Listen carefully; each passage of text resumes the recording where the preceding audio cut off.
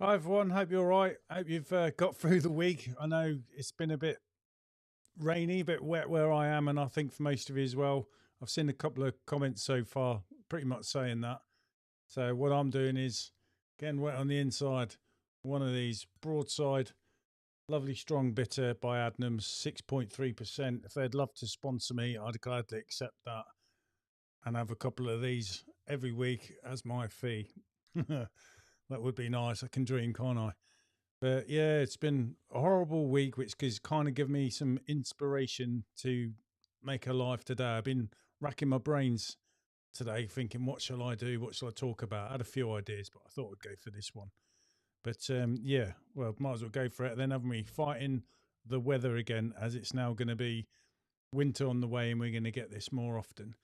And just what you do. I got quite a few comments on my last video that I released. There'll be another one going out tonight at 9:15 for something I filmed on Friday. And it got quite a few comments there and quite varied. And it's mainly about, the rain and whether you should keep working or not, basically. I mean, we all know we can clean in the rain, not your customers. Not all of them get it. Some are stuck in their ways or just don't see the point.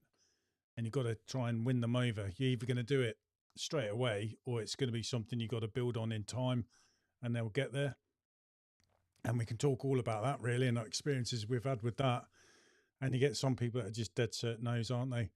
And it depends where you are. If you've got loads of customers, you can afford to say they're not for me and go for someone else. But if you haven't got that much work, you kind of got to just go with it, haven't you? And build it up until you're into that sort of like spot where you can be a bit picky. But by then you've probably got to know them quite well and you're not really wanting to do that. But each to their own, in it. And we will work in bad weather, but when it's absolutely throwing it down and the winds and the gusts are really high, it just gets to a point where you've kind of got to side with your customers. And also, you're just getting absolutely soaked, aren't you? And it's not fun. It's got a lot of work to do when you get back, like stripping your kit off, putting it in the tumble dryer, getting that ready for tomorrow, and your van soaking wet and all that kind of stuff. But you soon learn whether your waterproofs are good enough or not, put it that way. But yeah, it's been a funny sort of week. And at the end of the month and the start of the month, basically, it was really horrible weather. I mean, last week, not the Friday just gone, the one before, I couldn't work then. Then the weather was all right over the weekend. Then the Monday, I didn't work because it was absolutely throwing it down. And we had high gusts of winds mixed with that. And then Tuesday, we were debating whether to do it or not because the weather didn't look well, but we went for it anyway. And then we did have to stop for a little bit, but we persevered, which you saw in the last video, and we got the work done that day. So it was worth working. It's just a bit up and down through the day, and you're wondering what the hell is going to go on. But it's getting that way in it. The winter, it's all coming, and it's like Game of Thrones. It's to be expected, but who knows? You just got to get on with it, haven't you?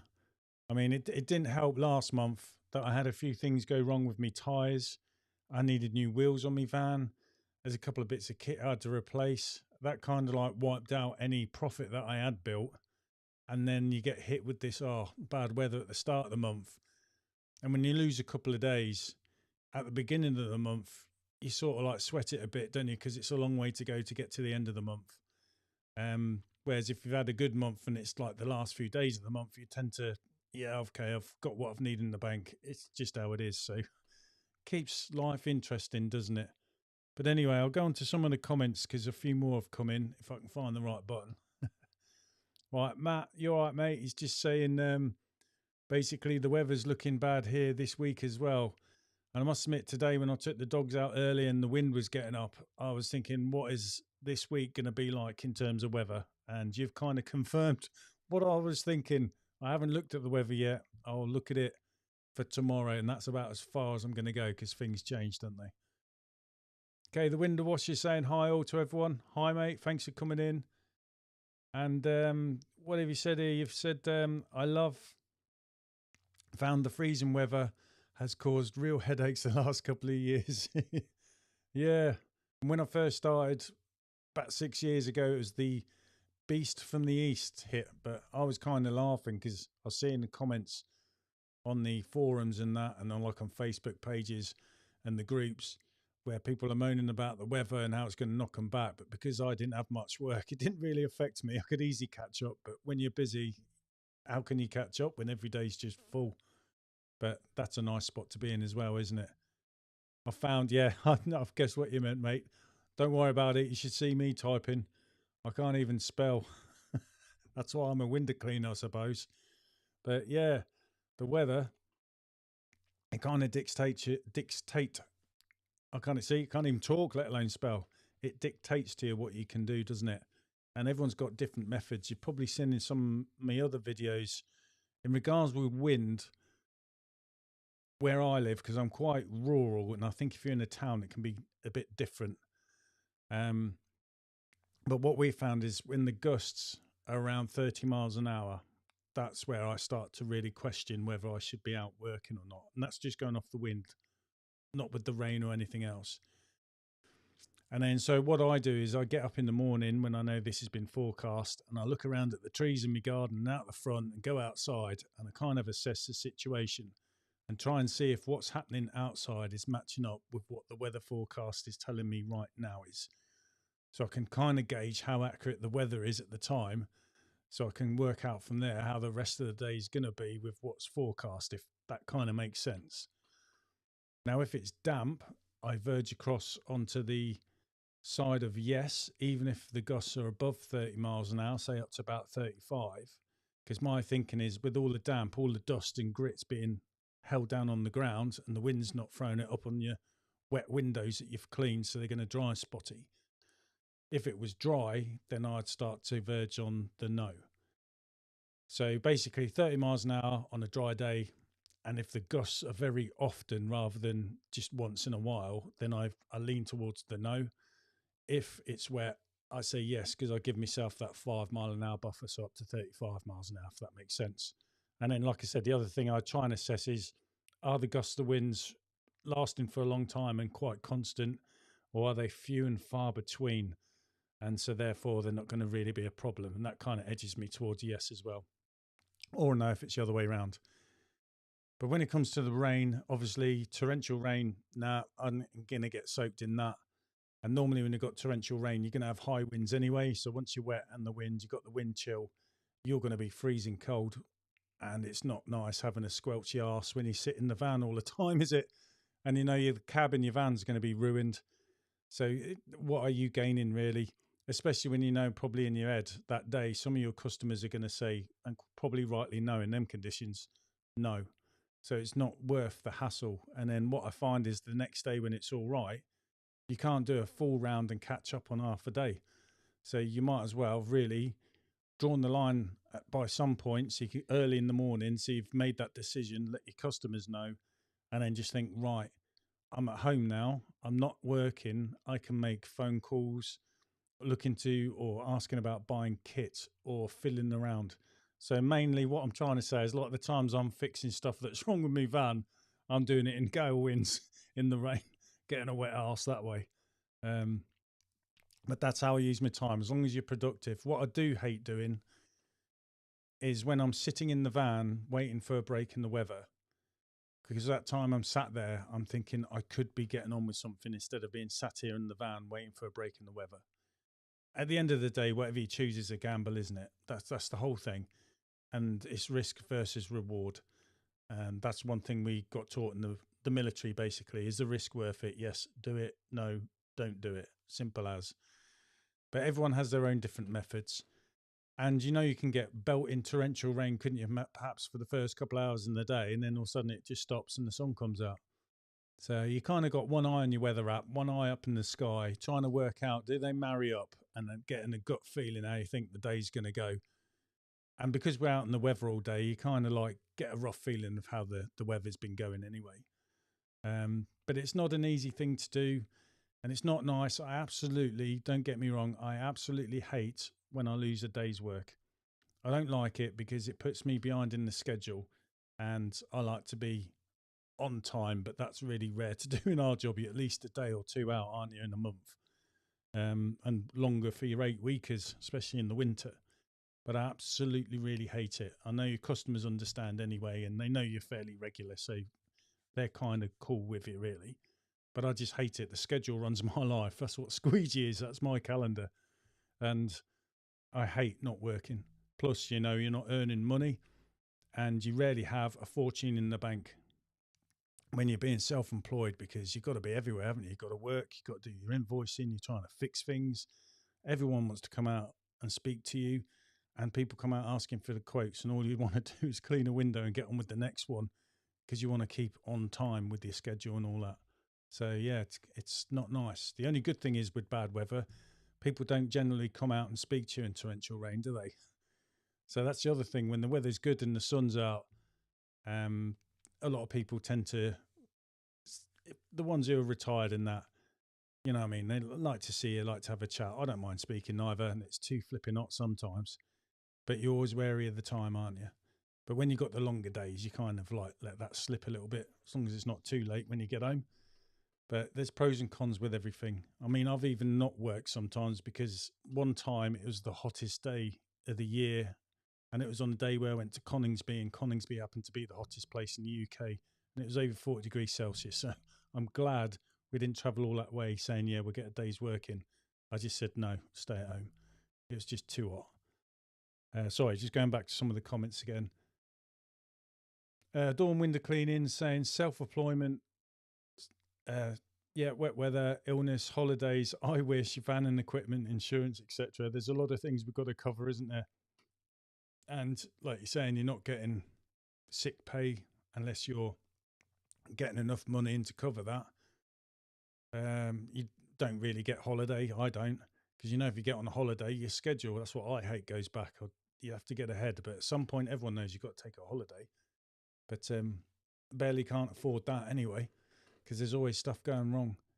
But that's the joys of being self-employed, isn't it? So, you know, there's pros and cons. There's things against you, but there's nice things sometimes where there could be something come up within the family, and you just say to everyone, don't stress. We'll sort the problem out. We won't work. Once we've sorted the problem out, we'll then figure how we're going to get around work. And you can do these on the spot, because that's the joys of being self-employed, isn't it?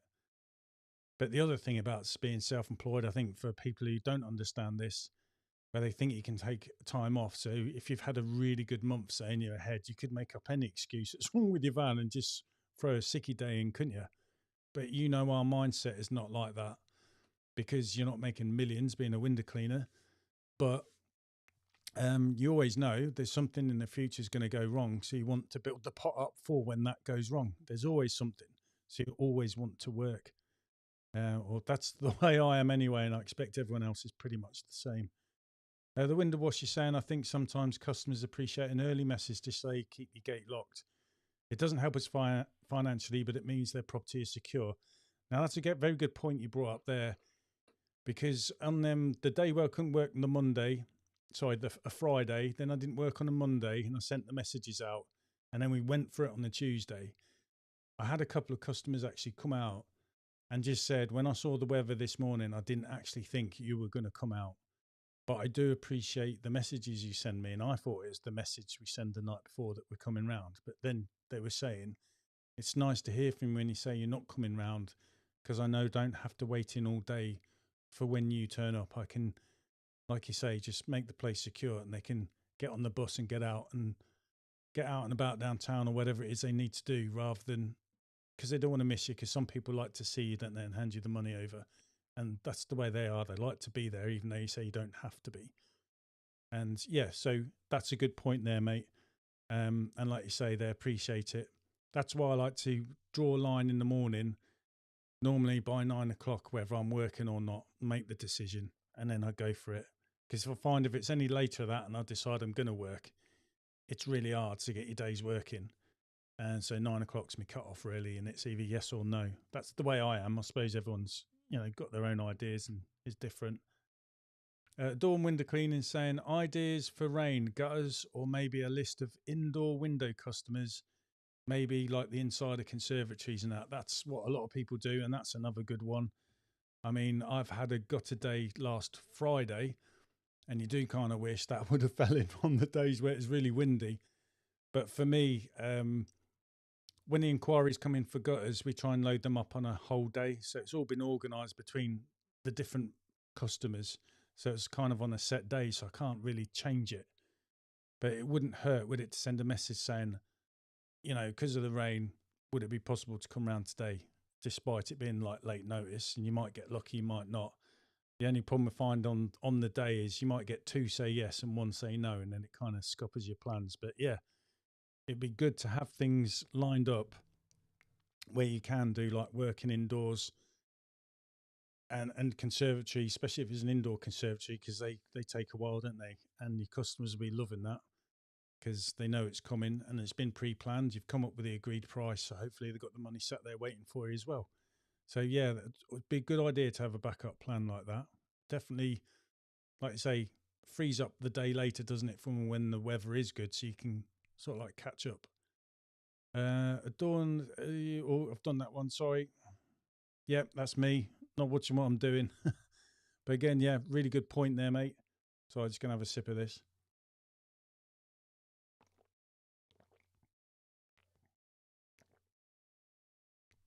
It's just horrible, the weather in it. But it is coming. I mean, I've noticed now in the mornings, you can see it's darker when you get up than what it used to be, and it's getting darker in the evenings. I'm wearing my warm kit, my buffalo on in the morning, but I know by about 8:45 I'm taking it off because it's starting to feel warm. But again, around 4:15, 4 o'clock, I'm starting to think about putting it on because it's starting to feel a bit chilly. And it's going to obviously get to the point where you're wearing your warm kit all day, isn't it? And I've got an old waterproof jacket. It's done by Berghaus, but it's over 10 years old and it's not waterproof anymore. It definitely is not. It's showerproof, but when it hammers it down, it all comes through. It's gone. I need a new waterproof jacket. And the jackets I brought my kids, which is one I brought for myself, so all the same from Scruffs, that they're not really waterproof enough for them. But I keep telling them I can't spend 400 quid each on a jacket for you. You're getting paid. That's something you're going to have to get yourself. I've given you something that's kind of waterproof, but they won't spend any money on that. They'll moan all winter about it. Then when the summer, they forget about it, don't they? And I'm finding I'm doing the same thing because I ain't got enough money to get a waterproof jacket. But ex-surplus military Gore-Tex jackets are quite good for the prices, fairly cheap. And I know on the forums, a lot of people go for the Royal Navy waterproof jackets as well because they're kind of black. They're not camouflaged, so they wouldn't look out of place as a window cleaner. And obviously they're decent as well, especially for the price. But yeah, and I've got me Gore-Tex hat that I like to wear. I don't like putting the hood up because I find it covers my eyes, and when I turn my head and looking up, I can't see and I can't hear when people are trying to talk to me. So I like this waterproof hat I've got. It does cover my ears, but I can hear better compared to the hood. But I can move my head round freely and see what I'm doing.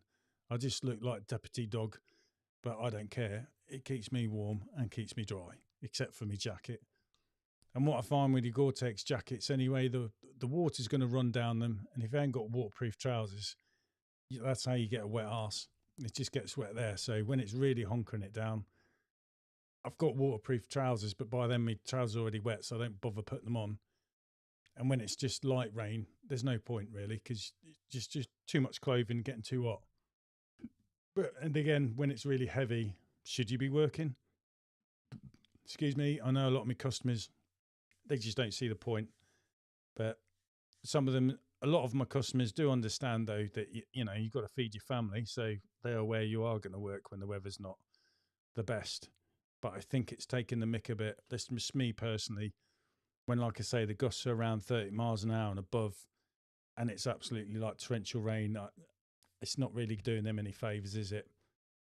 So you might as well hold off, especially if it's a job where it's like 40, 50 quid for the house. I don't think they're going to be happy spending that money and not even get a day out of it.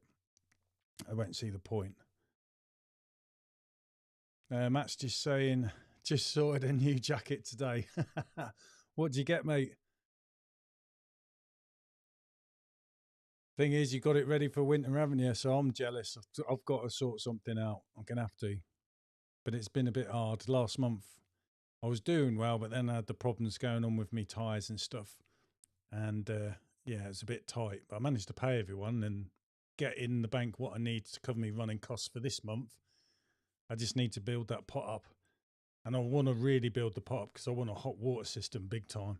I mean, I did a conservatory roof you saw on the last video, just using pure water on that.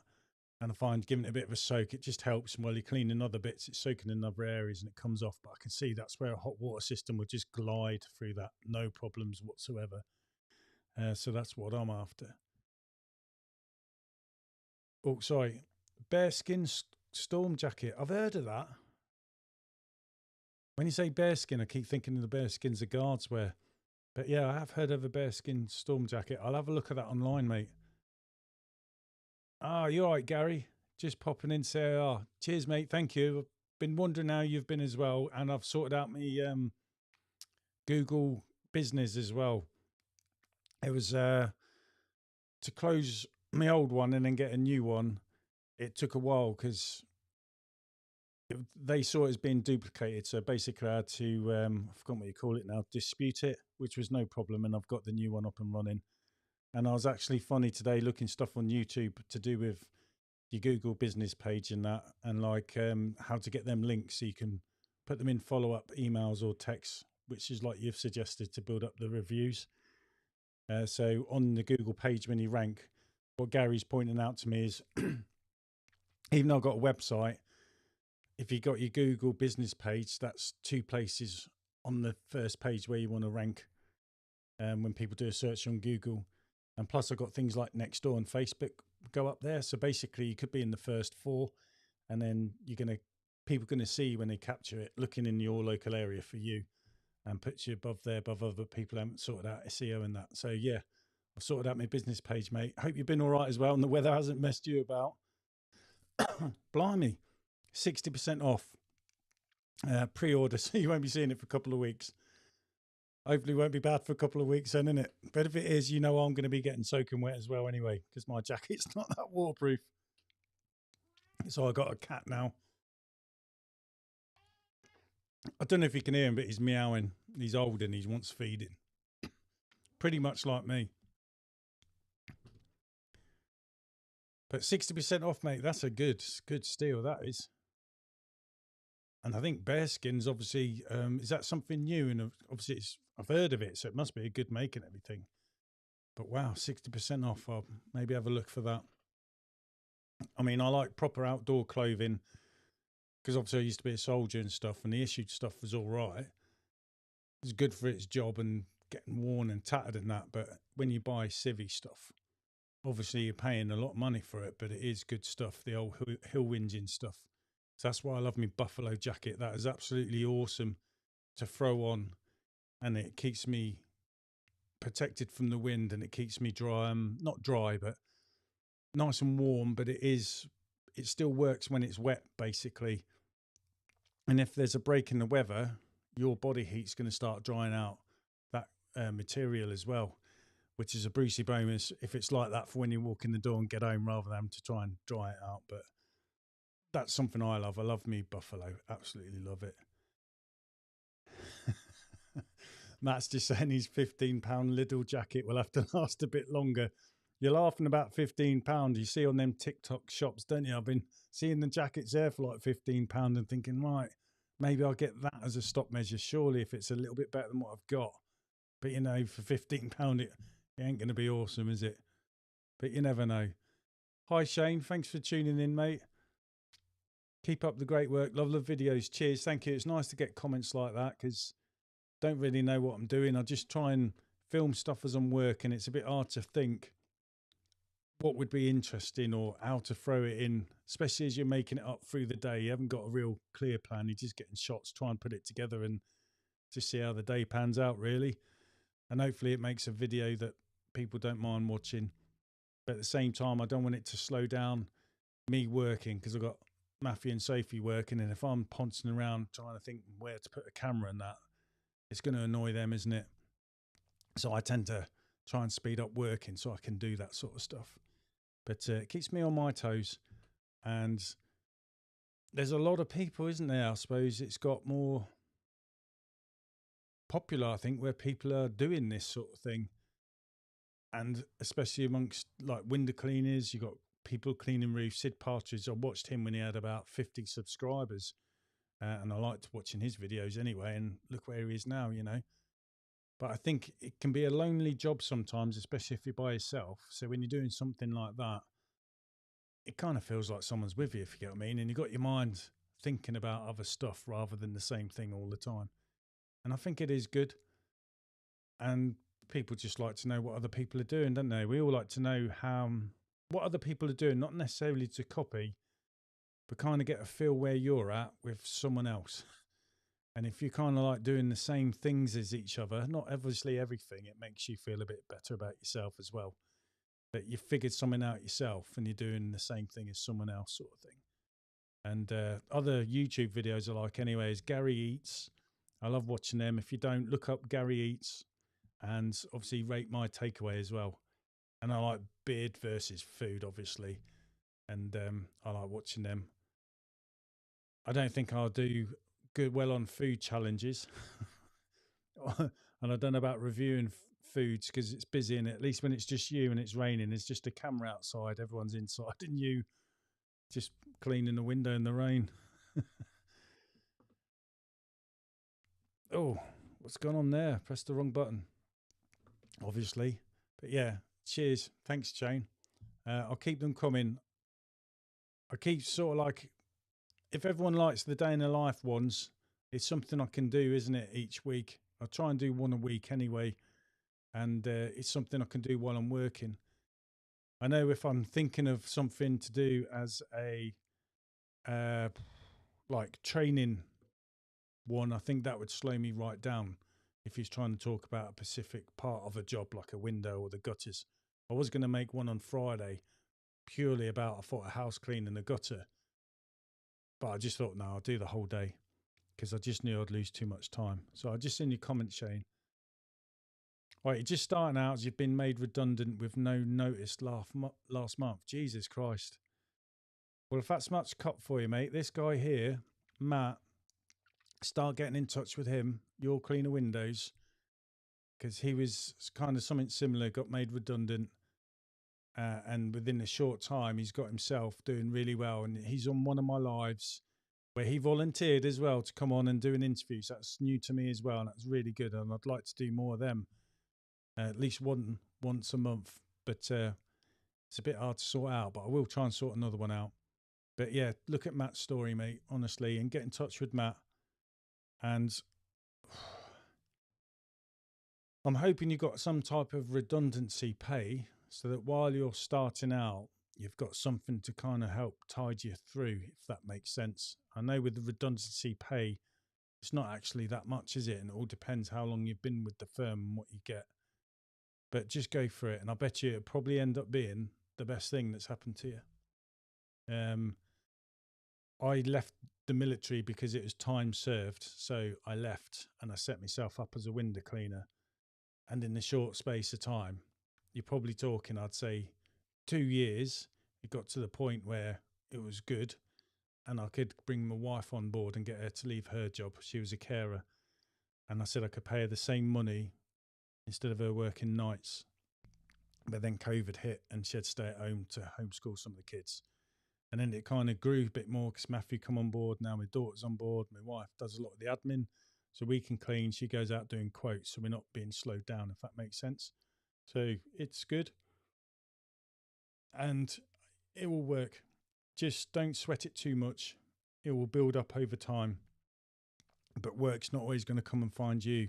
So when you're not cleaning, go out knocking on doors and try and stick everything as local as possible. I did the mistake, which probably a lot of people do, buddy, where I was chasing work. So I was driving a long way to get to do a couple of cleans and then driving a long way to the next couple and so on.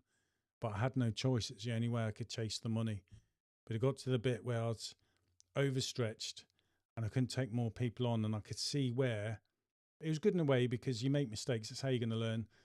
Where certain areas were costing me a lot of time, and when you look at like how much money you're earning per hour, I was losing just traveling. So I had to, sadly, after I had a problem with my van, get rid of some of the customers I had that were too far away, really. And the annoying thing is they're the ones who would pay you on the day as well. So they're really nice, good customers. I didn't like doing it, but it had to be done. And I'm picking up more local work. it's coming in, so everything's getting more compact, and that makes a big difference. You can go out there and get through your work. So just learn as you go, mate. It will come good. And I had someone stop me in a Tesco's car park looking for a window cleaner. He'd done window cleaner back in the day, a few decades ago, and he just said to me, "You've got a job for life," and that's something that's stuck in my mind, mate. So that's the way I look at it. So I just seen some of the comments now for you, Shane. Matt's just saying, get in touch with him. You've probably seen it on Instagram or Facebook. Trust me, he's been through something similar, and I don't think anyone's going to tell you the answers, but people will tell you it's more than doable. Okay, and Window Washer saying, again, lots of good advice available. I can tell you, go to the window cleaning expo. That's when I went when I was thinking about setting myself up as a window cleaner. I was dead nervous to speak to anyone, but when I got talking to a couple and I was just asking people looking around the show, and the response I got off them was really positive. Like you're saying, everyone was not hiding anything. They'll come and speak to you. And to the point where I was thinking, oh, they're just bragging. But I've come away from there with a sense of just do it. What you've got nothing to worry about. Just go for it. And the backpack and drums of water is a great way to go. Yeah, I'd agree with that for starting out and feeling your way through it, if that makes sense. So that if it doesn't come to any good, you've not got a big expense of money you've set out to get yourself up and going. This was something good to start with, and you can always build up. I'm sure, like Matt would tell you how he started as well to get to where he was. He's done really well, and that's something he shouldn't lose sight of neither. 7 years he worked there, so a few quids in. Yeah, and he's just saying to me, Matt, he appreciates it. At least, like you say, you've got something to fall back on. Because at the end of the day, it's hard to start something when you know you need an X amount of money each month because you've got your bills to cover. I mean, when I first started, it'd probably take me 3 months to have 50 quid spare to buy a flipping brush. So every time something went wrong, I just had to make do with what I got until I could afford it. And it just felt great that if something went wrong, I just paid it that month, if that makes sense. And it will happen. It will come round to you, honestly. Just build it up.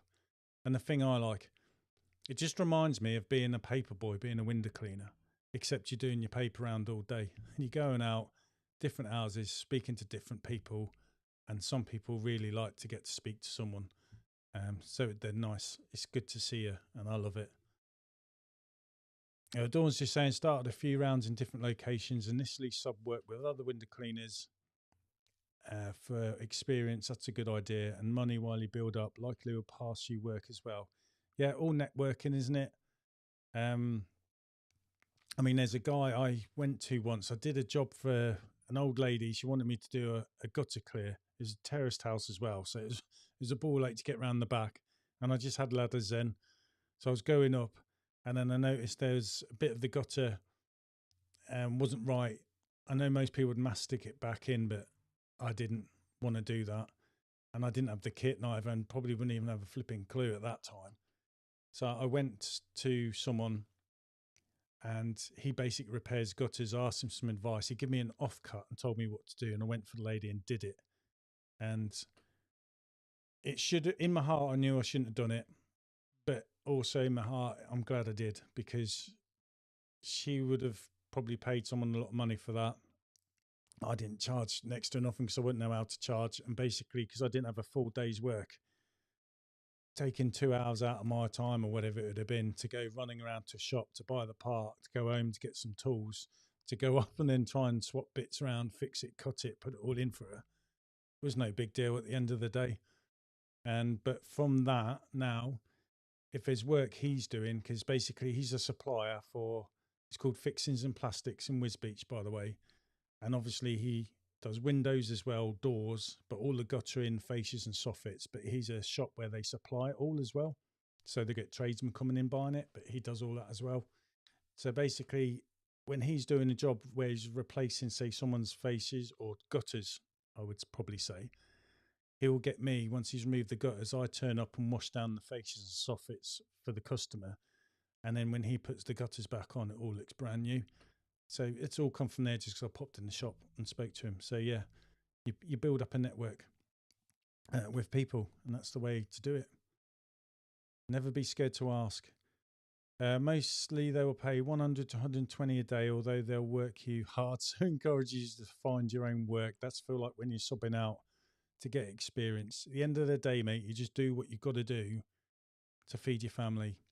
And that's the way it is. And you'll figure things out. But there are ways around stuff. So it is good. Yeah, and don't underprice yourself. All good Jen coming out here, and probably stuff I should have listened to from the start. Underpricing your work, that's how I started, because I was thinking thick soldier, it's easy to count, £1 a window or door, and no, don't do that. But it's really hard when you're starting out because you've got no experience to draw back on. And you hear everyone say, just look at a house, work out how much time it is, and then how much you want per hour, divide that by the time it's going to take, and there's your price. And you're like, well, that's all right when you know how long it should take clean a certain particular house. And every house is different. So you'll get a feel for that later on.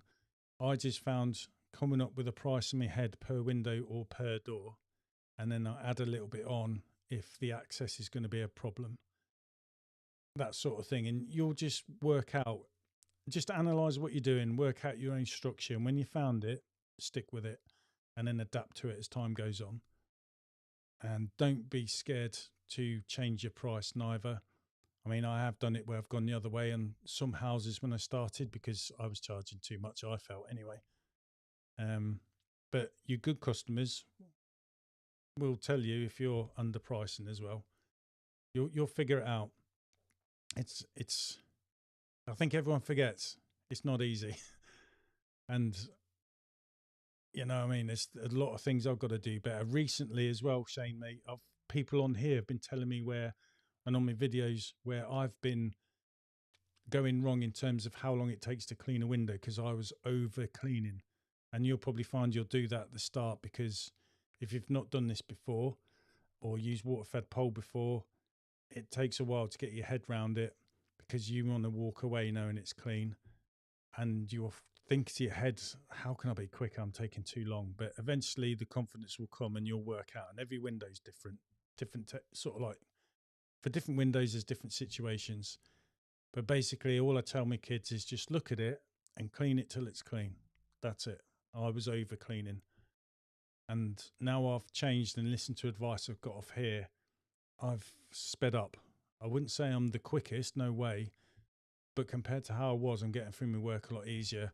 And if I can get my son Matthew to be a bit quicker than what he is, that would be massive as well. He's quickened up as well. And Sophie, she's quick. So yeah, it's all these little things. Don't overthink it. It will just come. And take on any job. I found doing the worst jobs are the best thing you can do ever, because if you've got all day to do it, doesn't matter what you're charging, does it? But you're going to get a lot of experience out of it when you know a lot of people would have walked away from that one. And then you learn what ones to walk away from. Sorry, just catch up on some of the comments again. Yeah, Dawn saying a van sign written can do. Yeah, cheap yourself, deliver your own leaflets, Facebook ads, Google business, free name on clothing.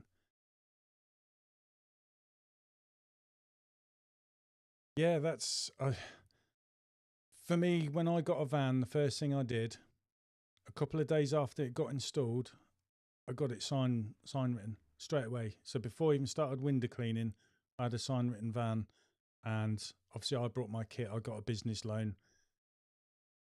I could point you out, Shane. Do startup loans. There's probably other companies. I went through startup loans. That's the website. There's a government-backed scheme for someone like you who's trying to start up their own business. And I borrowed £15,000. I was paying, I think it was 160 a month back over 5 years. And that basically got me my van and it got me my tank and kit and equipment. I went through X-Line, but there's other suppliers out there and all that. And that got me going. And that's what I did. But I know other people start and build up as you go. It doesn't matter what way you do it, you get to the same point, don't you? But yeah, that just look into things. And like you're saying, Google Business, really good, doesn't cost you anything. And look on YouTube for how to set that up, get it all sorted so that when you hit the ground running, you can put stuff up there. And then Facebook's, I don't do Facebook ads, but you've got groups on there, and a lot of people can post in your local groups, can't you? Do an adverts sort of thing and get work that way. And you'll suss out where to go to get your customers and what to leave alone. So just try everything and find what works for you, because everyone's different. Pricing is the hardest thing, even after 4 years, and I've still find it hard. And I'm probably still underpricing my work to what a lot of people would do as well, to be honest. But it is what it is. My prices will go up April. Always do price increases. Some people do it every year. I just do a pound every 2 years because you've got to keep up with inflation. And Gary, who you saw shouting earlier, give me some advice there, is something for everyone to think about, but it's a good thing to think about for you, Shane, as well. Once you're happy with your pricing structure, I wouldn't do it too early on. When you're happy with your pricing stuff and you get new customers, you can say if you sign up now, the price will stay the same for you for 2 years. And then after 2 years, you put the prices up and then just say they've done the same thing. So it's, instead of saying your prices go up every 2 years, you're just doing what the utility companies say with like electric, isn't it? If you go on this plan, it's price frozen for X amount of time. So there's another little way to look at things like that. Sorry, Gary's just saying here, know your costs. This is a big thing Gary got me to go down with, is basically go through everything of the running costs. So for you, Shane, when you're starting up, keep track of it all so you can tally it up. And then you know every month that's your running costs. And then that's going to help you. What they're trying to say is work out your minimum cost, not minimum cost, your minimum price, basically. So if anyone falls under the minimum price, you shouldn't be going out cleaning them, because it's not going to help you out in the long term. And if they're still interested, you can say, unfortunately, my minimum price is this because I've got to cover these costs, if that makes sense. And they still might say yes. So you're kind of like capturing your customer profile you want that fits your business model, rather than me. I've got people I clean for like a fiver, you know what I mean? And it's not really good enough. But luckily for me, it's next door to someone I already clean, and they're a group of like elderly people. So I'll stick with them. But me and my wife said anyone else coming on, we'll say no. Because what Gary's saying, the minimum price, it's not worth it. It's costing you too much time. And the weather's not always going to be nice every day of the year. So you've got to account for them days as well. So don't be too cheap. Dawn Cleaning saying, had to also do early morning cleaning, gardening until the work builds up. Oh, you're saying, right, yeah. For Shane, you're saying like he could do other things on the side whilst building up the window cleaning, I guess. Or have you had to do it when you're starting out, you mean? Sorry, buddy, yeah. I know like one of my friends, when he started out, he's doing window cleaning, pressure washing, gardening. He's gruff and he's called Four Seasons, but he's got rid of the gardening now. He's really busy. He's scaled down the window cleaning, so he's just getting enough to have a regular income each month. But he's also then got a lot of free time that month to do all the pressure washing. And in the pressure washer season, he's now really busy and he's cleaning roofs. And then he's making enough. So come winter, when the season's done, and with the window cleaning to chuck over, he's absolutely fine. And he's done really well. And he started from nothing, buying cheap bits of kit, using it, and just earning money and building up. So whatever way you do it, it's possible. And he absolutely loves it as well. The window wash is just saying Facebook is great. But you do. So I just thought there might have been a follow-on comment from there. Yeah, I would, like I say, you can pay for ads, but I think Facebook ads will be different to Google ads. You're probably better off with that. If you watch the Uncleanables podcast, they talk about it on there. But with Facebook, definitely going into your local groups within local outlying villages would be a good place to put little adverts in here and there. Find out who the admin is of one of the pages and then ask, can you advertise? And they might say they only allow advertisements on a Thursday each week, for example.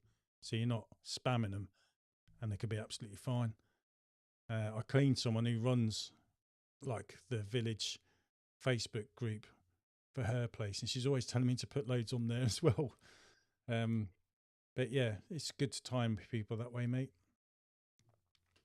Shane's just saying thank you to everyone for all the advice, much appreciated.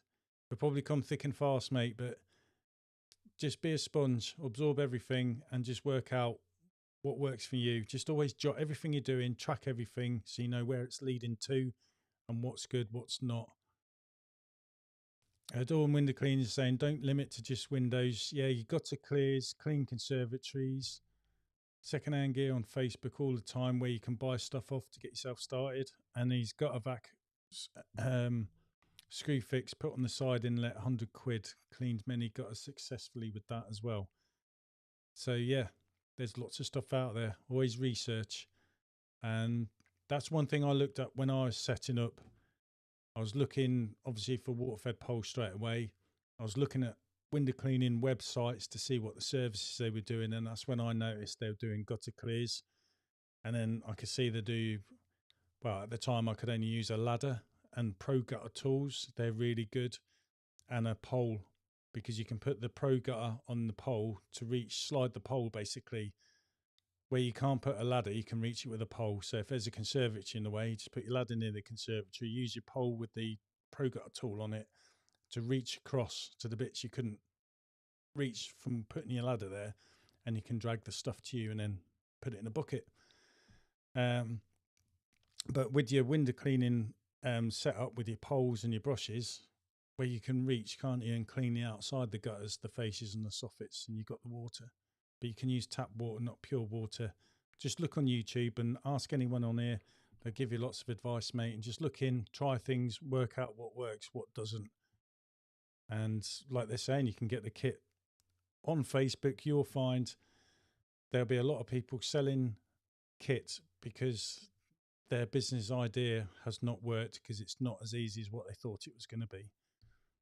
If it's something you want to do and you've got that mindset to do it, you'll do it. You'll see through the bad times and you'll get into the good times. And that's just life and in whatever you do, isn't it? Matt's just saying this time of year, a lot of starters, I was just saying what I've said, selling kit because of the winter. Yeah, because some people in the summer around, you'll see in the winter, a lot of people who do it on the side as a side hustle won't be about. Those who are doing it as a living, you're this there every day of the year, weather dependent.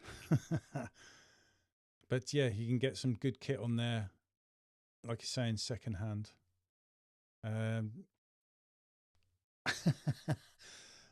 Yeah, it's just saying, sorry, giving up commenting, my sausage fingers are causing havoc today. Don't worry about it, mate. We all have their moments. I definitely do. And yeah, YouTube's a great place to learn about exterior cleaning.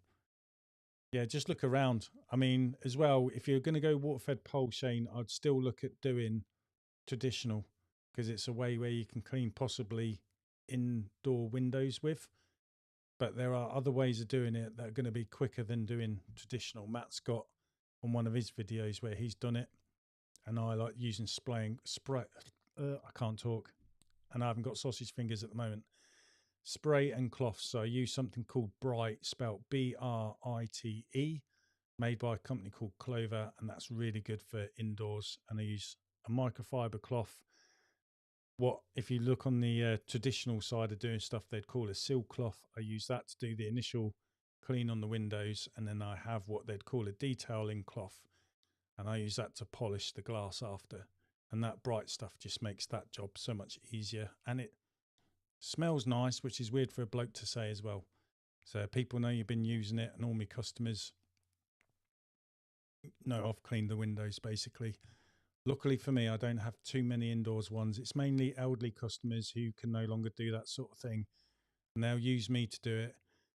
And because obviously money's tight, especially when you're on a pension and that, it's not something that's done all the time. They maybe use me, you know what I mean, once every 6 months as a deep clean, and they do what they can do in the meantime. So you tend to find summer dead busy because of all the fly poo and stuff, and then just before Christmas because everyone wants it looking nice when family come round. But that's another means, but the pricing is definitely a lot different to your indoor window cleaning because of the time. So you'll learn when you do all these other add-on services like your gutter clears, fascia softs and gutters, or you're doing internal windows, conservatories on the inside and roofs, you've got to base everything on what you would earn window cleaning.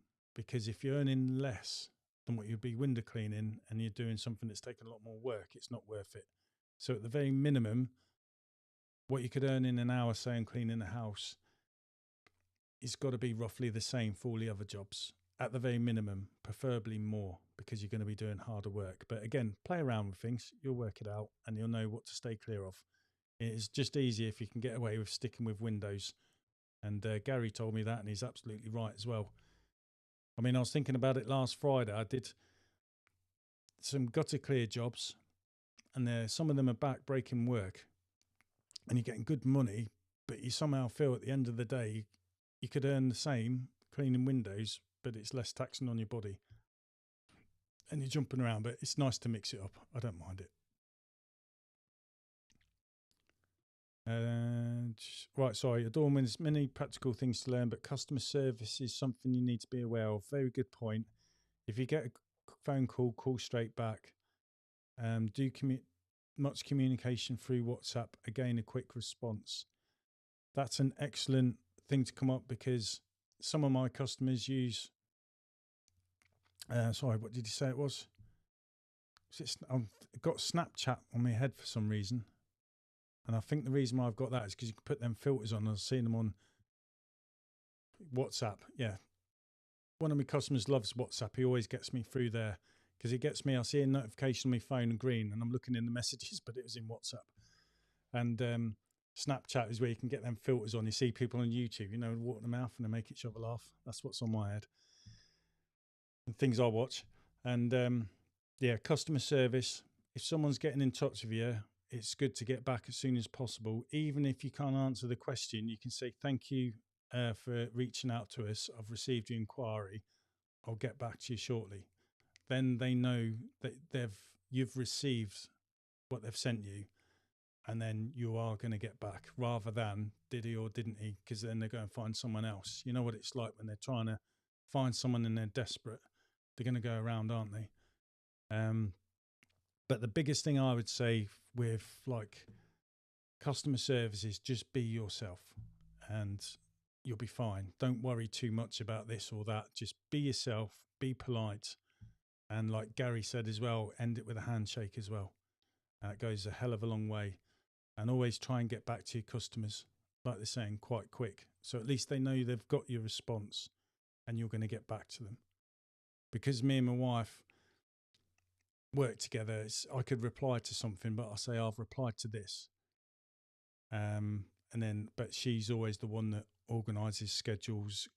She knows when she can go around to do a quote, and I just concentrate on work. So we kind of work it like that with each other. So I just in Gary's comment, that's why minimum fee is very important. So you're not wasting your time, which you'll work out. So it's all based on your running costs. So you kind of work out that and how many average money you think you're going to make a day. Do the maths and you'll come up with a minimum price. So you kind of bracketing, because in the military we call it bracketing. When you're judging distance to shoot at a target, you say it's no further than, no closer than. So therefore it's got to be in the middle, the bracket. So you want to bracket your customers, basically profile, so you're getting the right customer for you. Yeah, be reliable. That's the massive thing. The biggest thing you'll find, Shane, and if anyone else is on here new or thinking of doing this, is you'll find people always moan it's hard to find a reliable window cleaner. Some of the comments I've had, not trying to blow smoke up my arse. Like one of them, he was in Wisbeach and he's moved, but luckily moved closer to where I live. So I've still got him as a customer that way. But when I first turned up, he just said to me, do you know what? You're the first window cleaner that has actually done what he said he'll do. And I was like, what? Thinking everyone's like mad. And he said, you said you'll come round, and you did. I just couldn't believe that he said people have done quotes, he's accepted it, and they still haven't turned up. So yeah, just be reliable. And now like people don't even ask me when I'm in next round. They just know I'll send a message and I'll be there. And they even get the comments now where people go, is that 4 weeks already? or 8 weeks has gone already, that sort of thing. So it's nice to know you are kind of as regular as you can be with the weather and that.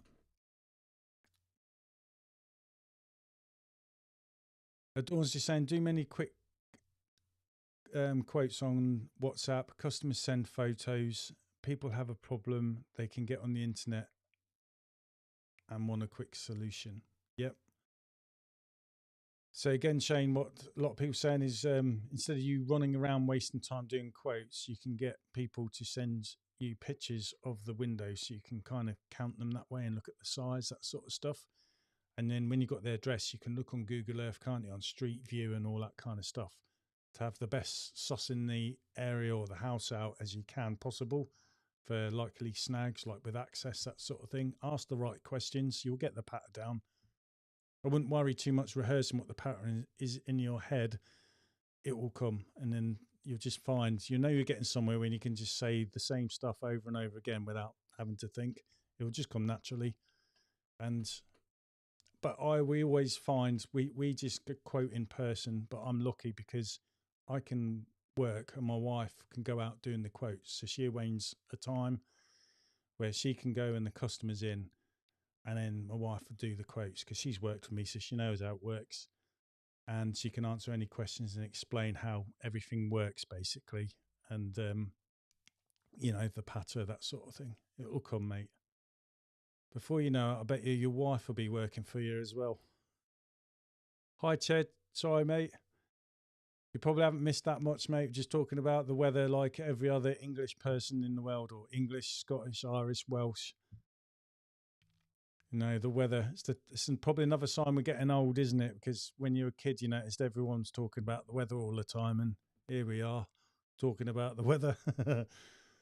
But yeah, and just in case you missed, Ched, Shane's someone who's been made redundant, given a month's notice. So he's looking at doing window cleaning, and people just giving really good bits of advice there. So if you got anything, chuck it in. But yeah, it's a funny old game, but anything's hard. Whatever you do, I mean, when I was working Tuesday, the weather wasn't great. And I could see people like gardeners standing there, piss wet through, trying to cut a hedge, looking at me thinking, why is he out working in the rain? And I'm sat in my van driving past to pull up to a house just down the road from him, looking at him thinking, why are you working, cleaning in the rain? And then you both just laugh and thinking, different jobs, but we need the money. So we're out there doing what we do in the weather, and it's good to see, innit? And like I say, it affects everyone, the weather, doesn't it? Builders, the lot. So when the weather's good, just make the money in it. To gain customers fast, yeah, can't beat knocking on doors. And Shane, I got some leaflets made up and I went around knocking on doors. So basically I would target, say, a village. I'd park my car up for a bit, grab a load of leaflets and just walk down one side, so many houses, cross the road, go back to my car, and then I'd drive the car to where I last got and repeat it down the street. And I basically did everywhere. And you'd be amazed in a village how many houses there are. And you probably, even when you live, you'll find places you didn't know existed. But I used to just walk along, put the leaflet in the door, but I'd knock first. If they weren't in, leaflet was in. If they're in, I'd then speak. And don't worry, like on the Untouchables, he's saying you'll get used to the word no, but there's a yes out there somewhere. So you just keep going because you're going to find one that way. And then once you've found someone, they talk and everything will come word of mouth. As long as you do a good job, like you said, you're friendly, you're reliable. I mean, I've got a lot of my customers, because of how you are, they'll think, my mum would absolutely love him. And then they've spoken to them and then they've got in touch with me that way. So I'll do lots of family. So I know if I mess up, I'll lose a lot of customers. They all stick together, don't they? So it's good though that way. It's nice speaking, things are going on. You know what to look out for, pattern of life, all that sort of thing. It's human, isn't it? But yeah, It's a good one. It's the best thing is knocking out on doors. And I know a lot of people find it hard, confidence. I mean, me being in the military, I've had to stand up, I've had to teach in front of classes. So your confidence is up there, yet inside you don't feel confident, if that makes sense. I don't think that'll ever completely go away.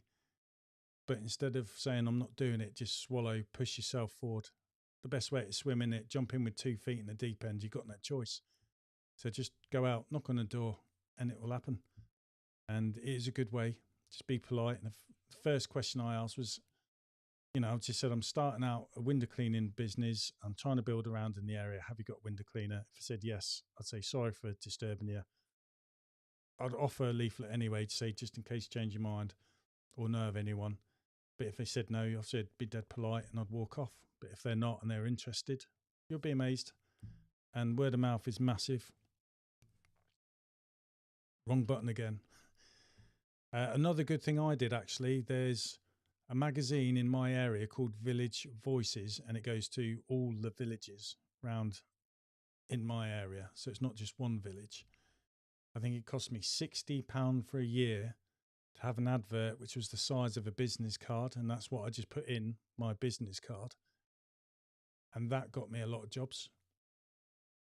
And Nextdoor, so it's like Facebook, but Nextdoor. So I joined the one part, my village, Parson Drove, but then there's 7 villages that outline it, which joins onto all them as well. And in there, people will talk about you. People ask questions, you get recommended. It's a lot of it is word of mouth, just doing a good job. And someone's come up with a good point in here. Sorry, Adorn's saying, like I say, be polite, dress smart, cards, leaflets, short introduction. Like I said, and just be yourself as well. People want to know you. I've used Scruffs, so I've got Scruffs tops, Scruffs trousers. My son's the same. My kids, they do all the same thing as well. So we try and be the same that way. You can go Workwear Express. You can have logos put on there. It's also, if you're going to go right into it, you've got to look up if you're going to be self-employed, which is the cheapest way or the best way to go when you're starting up, or do you go limited? When I was speaking to Gary's grads and said I'd done the right thing, and I just followed advice that I got through resettlement when I was leaving the military, which was, if you're going to start a business up, you want to look up for a name and see if anyone's registered a business in that name. And if they haven't, and that's the one you want, then you want to form a limited company, which I've done, but it's in dormant mode. So I'm operating as self-employed, but I've got a limited company in dormant mode. And then I got a logo made up with that name as well. And I brought a website. So that's 3 things. So I went for Crystal Clean Windows, saw there wasn't a domain name there'd be other things but it wasn't in .co.uk. So I got that. I got the limited company as well. And the reason why I've done that is because with my logo, that means if someone comes to me and says, I'm called Crystal Clean Windows, I can say, no, I'm registered as that logo's trademarked. I've got my website, so they match up. And I've also got my company name protected by being a limited company in dormant mode, if that makes sense. So my brand is protected. I haven't done it so I can go around to everyone else and say, you can't call yourself Crystal Clean Windows. I don't care if they're not on my doorstep. That's fine. But no one can do that to me. So that's what I did, mate. And it's when you look into branding and all this kind of stuff, it's like the birth of your company. Even though I'm just self-employed, yeah, your company, your brand, and it just gives you goosebumps, and it's the start of it. That's a big thing to do as well. And then, because obviously once you've got that and you've got your logo, well, then you can start sorting out your leaflets. You've already got your sign written van sorted out now. So I'll do them first or look into it. And when you get it trademarked, your logo's trademarked for like 10 years and then you renew it. So it's cool. It's what I've done. Stuff you wouldn't think about. And then obviously your logo you're going to put on your clothing and all that. So yeah, they're 3 important things I would do.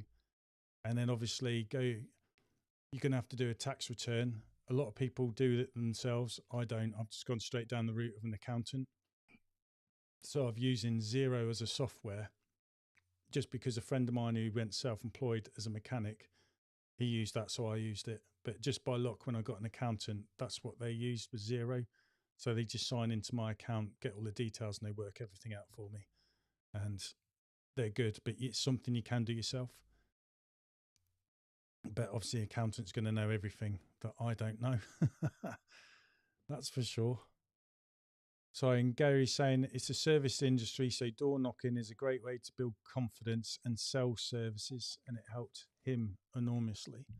And I think Gary, didn't you say you was into the marketing side of things? And because you was a salesman and all that kind of stuff before he's a window cleaner, so you've got massive amount of experience in that before even getting that out of like from doing your window cleaning as well.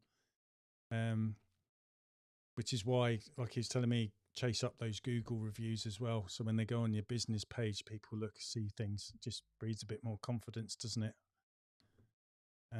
It's not what I thought we'd be talking about when we're talking about the weather, but it's all good stuff coming in. It sounds like, Shane, you've popped on here at the right time because you've got a lot of people in here, like a hell of a lot more than me.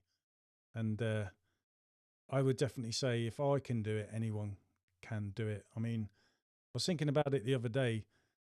I can't remember how many businesses failed in their first year or year 3, but I do believe half the businesses by year 5 have failed, and I've been going 6 years. So it's not a pat on the back, but it's something just to take stock off and think, well, hang on a minute.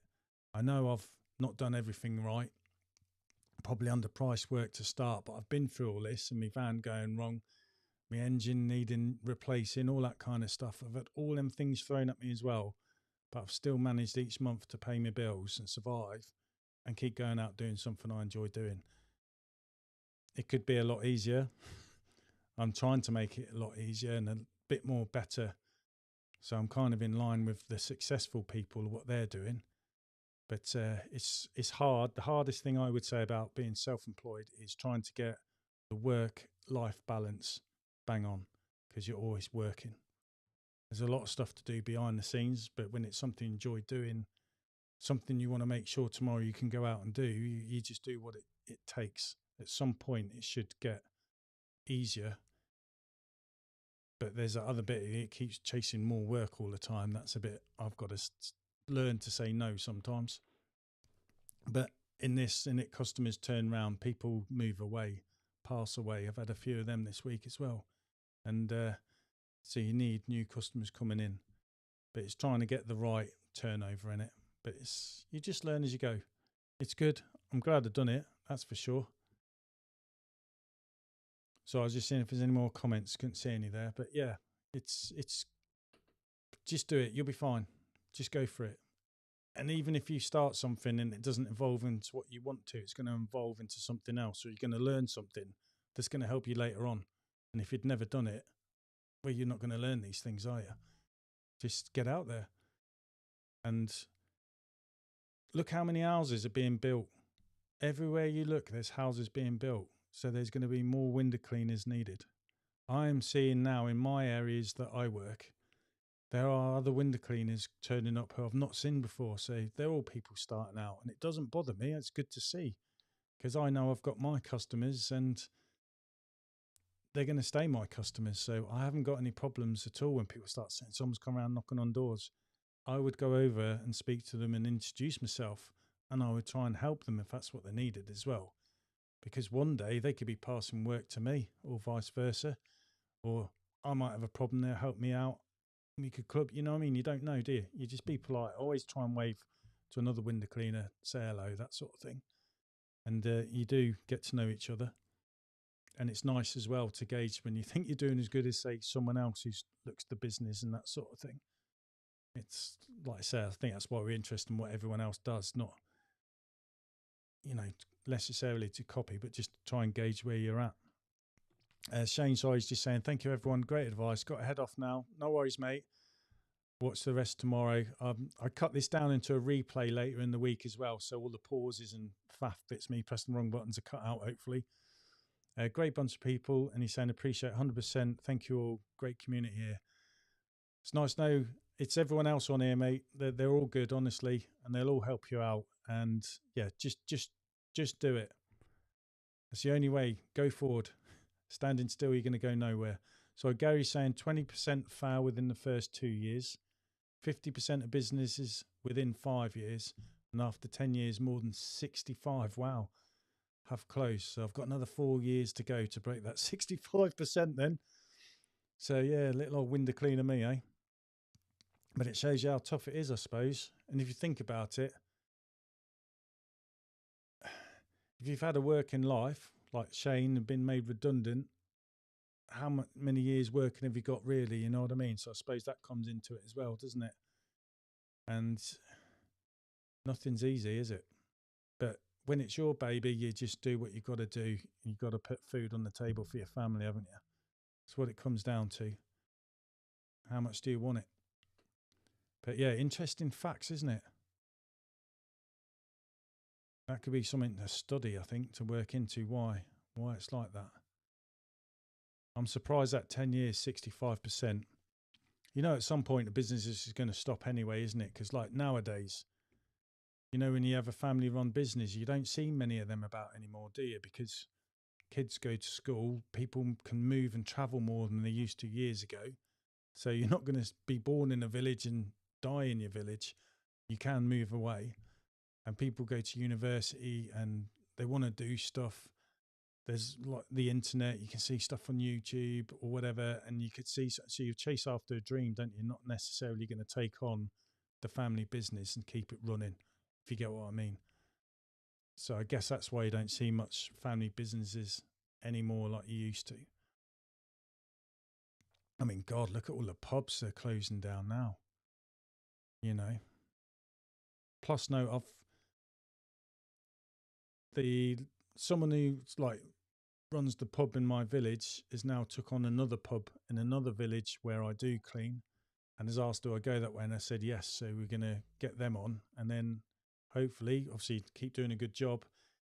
They'll probably name drop me, and it'll be interesting to see how many locals I get there and build up in that area. You never know, do you? Pubs are good. Matt's just saying after 10 years, they aren't as hungry for the business and become complacent. Just a thought. That's true.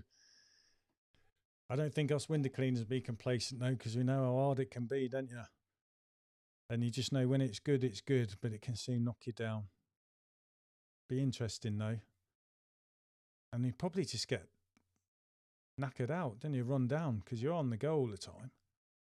And there's so many things whirling around your head. It's like, I think me and the kids must look at me and the wife speak, and he's shouting names, numbers, and we know exactly who we're talking about. And they're like, what? Who's what? And they ask about 4 questions till they get to the right page we're on. Because it's always on your mind. These things are always flying around, aren't they? So I just thought another comment come up there, but it's on something else. Oh, Dawn Cleaning's just saying, yeah, another option. Yeah, that's true. You can buy a round or part of a round. Not ever been your first choice, though. The thing is, isn't it, if you do buy a round, you know you've got a monthly income coming in straight away. But you also know a certain percentage of that will probably could drop off, especially if you're new starting and someone was experienced. Some people might get a bit fed up or something, I don't know. But there probably is a natural drop off. But yeah, I would just stick to knocking on doors and starting from scratch. Target your areas nearer you. Or that's what I wish I did, rather than every inquiry like, yeah, I'll do that because I need the money. And you just know neighbours might jump in as well. But yeah, that's why I'd hate to sell my rounds, to be honest. Because you know you could just start around from nothing. And I think to sell a round, to be honest, if you're selling a business, someone's got to come round every day. If you've got customers on, say, every 8 weeks, they've got to at least follow you, haven't they, for 8 weeks, so they get to see every single job you're doing, to be introduced to this new customer. And for them, especially if they're quite well experienced, or not in this case, but to work out, are you charging right before they jump in and buy it? Plus they want to see you've got real customers, not just customers marked in a book and all that kind of thing. So I think it's hard to sell your business or your round, to be honest. That's why I'd hate to try and sell it, and I don't really want to sell anything, to be honest. I'm mortified at that. I'm just keep going. I'm going to be that nutter that's like 75 and still going out window cleaning because that's my pension. As long as I stay fit and look after my body. So that's why you got to stop doing the crazy stuff and look for the easy ones in it. Water fed pole all the way. But I still have to use my ladders here and there. I did on Friday, and that was even because my gutter vac couldn't get some bits out. You know, in the gullies when you get the cement coming down and it gets wedged under tiles, so ladder up, out. And there's an awkward bit you'll see in the video, which has just come out 4 minutes ago, where I had to go up a ladder, use me gutter vacuum poles with a 90-degree gooseneck to then hoover this nightmare bit out. Because there's like a wire fence is the best way to put it. They said it's a gutter guard, but it's more like a little wire fence on the side of the gutter to stop stuff falling over the gutter onto a conservatory roof. And the stuff was wedged in there. But I got it out because where there's a will, there's a way, isn't it? Never say to me it can't be done because I'll prove it can. Right, buying isn't so daft, 100% tax deductible. Really good point, this. Gary's on the button, isn't he, as you're normal. Saleable in the future, and if good quality, the return of investment is incredible. £100 plus hour rounds are very valuable and rarely sold. Yes, I suppose if something's good, they ain't going to sell it in the first place, are they? Unless circumstances are different. And if you happen to buy one of them rounds, you're falling on your feet, especially if you're starting out, isn't it? It's giving you that breathing room, you know, of covering what you need to cover. And then you're just going to build up on that. So it's a good jump. And it's a good point as well, like you're saying, if it's all tax deductible from your business stuff, then that's massive, isn't it? That's a good saving. And there's obviously a lot around you see for sale. So it's just about trust, isn't it? You've got to meet the person, go round with them, make sure the customers are real and the facts and figures are as good as what you've seen. Not that I've ever brought around before, but I know if I was to sell anything of mine, I'd be as transparent as possible and ask someone, I'd just say, you've just got to come round with me.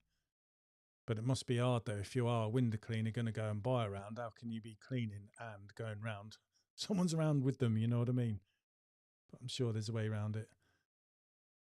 Had a lovely gutter clear on Friday. Gullies like I've never seen before. Video out of it next week. I look forward to seeing that, Matt. Hopefully that means it's because the gullies were clear and there's nothing to take out. Yeah, do everyone else when you're cleaning the gutters also do the gullies? Because I wonder how many people don't or don't think of it. I know when I first started and I was doing them, I didn't think of doing the gullies, but when I see them and the stuff in there, I would say, right, I'm going to have to clean them out.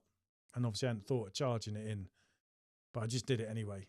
Because not every house you clean is going to have that problem. And if it is, it's mainly the bottom bit. But when it's all full, you just know it's nice to get a picture off your phone so you can show them. And it just makes them think even more of you, doesn't it? And spread the word and sing your praises and that. Oh, sorry. Wrong button again. Sorry about that. Ched's just saying, sorry, have to go. Yes, do gullies if possible. Yeah, I always do as well. I did on the old lady's house on Friday, and it was the most hardest reach part as well. But you always chuff when you get these bits done, isn't it? And it is worth the extra mile, really. Job well done. That's what we like.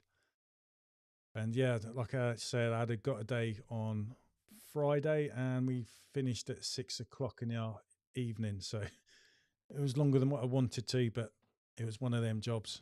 But we got it done, and then I also got another job out of it. So it's worth doing, isn't it? Like buying around is only worth it if the work is up to date. Otherwise, what you buy on paper may not be what you get. So yeah, that's why I know if I was selling something, I'd be happy if someone come out with me and went round with me so they can ask questions, see stuff for themselves. And obviously they can gauge it with their way of working, if it's worth doing or not, if you get what I mean. And I suppose there's going to be a bit of bartering in there. But at the end of the day, you could afford not to buy around off someone, because if that person's moving, for example, well, they're going to move anyway, aren't they? And then there's going to be all these people without a window cleaner anyway. Gary's just saying we sold around 20 years ago when going VAT registered, and I was amazed at how much interest there was, all built from door knocking in 2002. Oh, sorry, I thought you meant, yeah, so interest from people wanting to buy that round. And I think as well, isn't it? Say, like, if me wanting to expand, a good way to jump would be to buy around. If there was a window cleaner, that was retiring, well, there's an opportunity there to buy a load of work, isn't it? And then straight away, I've got a load of work sat there to give to someone in a van, and off they go to earn me money if I wanted to expand, sort of thing. I suppose that's another good way of doing it. And then it's solidifying your name in the area, because you're now doing a bigger chunk of work, isn't it? And eventually you'll probably take it all and then hit the 10-year point and be one of them 65% that doesn't work anymore, finished. But yeah, companies swallow up other companies, don't they? I mean, I'm with Nationwide Banking, and they've took on Virgin Money, so they've absorbed them. You know what I mean? So a lot of it goes on. It's get bigger and bigger, isn't it? But yeah, who knows? I mean, I thought it was just going to be me, and there's my son, my daughter, and my wife. My daughter's going to move at some point to Scotland. She was meant to have gone last June, to be honest, but Kieran, her boyfriend, got attacked at his work and his job, and then ended up in a coma. So he's out now of being a coma. He's doing really well in recovery and that, but he's still under certain hospitals in this area. Once he's released from them, because they've got a house together up in Scotland, they can move. It's trying to find jobs. So obviously for me, I'm waiting for when Sophie suddenly says, right, I'm moving, I'm gone. And then I'm like, Matthew, going, you and me have got to do the work of 3 people now. So I keep telling him, you need to speed up. I've learned how to speed up. This could be doable, because then we're obviously saving her wages now. And I'll say, you can have an increase in money, and the business is going to have a bit more money in it at the end of the month, rather than being close to the bone all the time. So a bit of breathing room. But could me and Matthew grow this? Could Matthew take this on? Could I get this to be a limited company? Could I end up going VAT registered? Could it grow to more to what it is, And then we're talking about being able to have sick pay, all these other things, pensions, all that type of stuff. It'd be nice to say you'd done it, wouldn't it?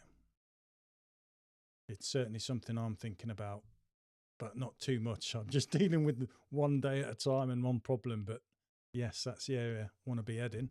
At the end of the day, I've got a limited company in dormant mode. It'd be nice now to have it not dormant, you know what I mean? And see what happens. And then I'm getting older, so maybe I could be the guy that goes around just checking up with customers that the crews are coming around, cleaning the windows all right. Anyone new, jump in the van with me. I take them out, slowly training. We do some of the work off the other groups of people like working for me, so they're happy that their day's a little bit easier. And then I've got the new person with me, but we've got that time to take a time and learn the ropes as quick as possible, because there's a lot to take in, isn't there? And yeah. And then anyone not up to speed or keeps messing up, I say, right, you're coming with me for a week. You're the Biff squad.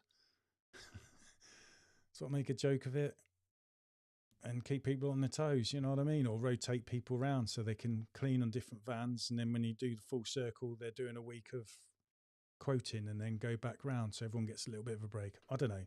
These mad things that go through my mind, they are there. Sorry, just comments. Right, Matt's just saying, that's why it's good to talk to other window cleaners in case they want to get rid of work. Yeah, so the opportunity of buying up around, like we said, if someone's going to perhaps retire or they're moving away, that sort of thing, especially if it's someone you get on well with. Just the fact that you get on well with, they might be more interested in sending it to you rather than someone else who even's prepared to pay more money, because they want their customers to be looked after. Yeah, like saying, also makes you dominant by buying in extra work in the area. So you're getting a lot of the work, your name's getting spread round more. the more customers you've got, the more words are going to be talking about you, aren't they? It's just going to keep building you up. Okay, don't buy low price work. You might not be able to put up the correct prices yet because a lot of people will leave. And then what you're saying is you've bought that work and they've done a runner. Although it will provide until you replace with new customers, which is true. That's why I think, isn't it, you're going to lose about 15%, maybe 20%, something like that. Or if you expect it of the work, I suppose it's more you're going to assess this as you've gone round looking at the work. You'll know a certain percentage in your head will probably say no, especially when you speak to the customers. But not everyone tells the truth, do they? So, yeah, there's a lot more to it, but it is a good thing to do. Who knew we'd be talking about this with all the rain? Maybe it's all these rainy days where we can't work and you've got all these things flying around your head. Maybe I could buy loads of work where it's indoor cleaning for wet weather days. But then I'll be buggered in the summer. But yeah, I suppose conservative roofs will be all right on a rainy day at the end of the day as well, isn't it? If it's polycarbonate and that, it's going to be easier to clean when it's soaking wet. Who knows? Just a weird thought, but you don't really want to be up there in the gusts of wind and it's like horizontal rain. Nah, done enough of that as a squaddy. Strange thing is, though, I don't mind the weather, but I'm getting older, so I'm feeling the cold more. Don't know about anyone else. Right, I might call it a day, so I'll start wrapping up soon. Don't know if anyone's got any more comments in there. Hopefully the live was all right. It's just a bit chitty-chatty and everything. Like I said, I hope you all got through last week. It was the end of the month, beginning of this month, weather-wise wasn't good. Surprisingly enough, the weekend was all right. And then I'm dreading looking at my weather forecast because of what Matt's saying from Your Cleaning Windows, that the weather's not looking much good. But I'll have a look. And then again, I'll have a look in the morning routine. Good thing about taking the dogs out before you start work is you get to do a quick recce, isn't it? What the weather's doing.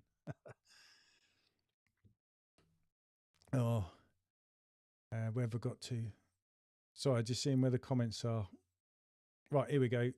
Cheers, Gary. He's just saying another great stream, Rob. See if I can give you a call later. Yeah, no worries, mate. Take care, Gary. Have a good week as well. Cheers, Window Washer. Hope you have a good week as well, mate. And you, Matt. Cheers, buddy. Cheers, door and window cleaning. All right, that's it. I've seen everyone out, and I'm going to finish the rest of me beer. I've got another one, broadside, lined up. Remember, sponsor me. I'm quite happy to have a couple of these every stream. Okay, cheers, everyone. Take care.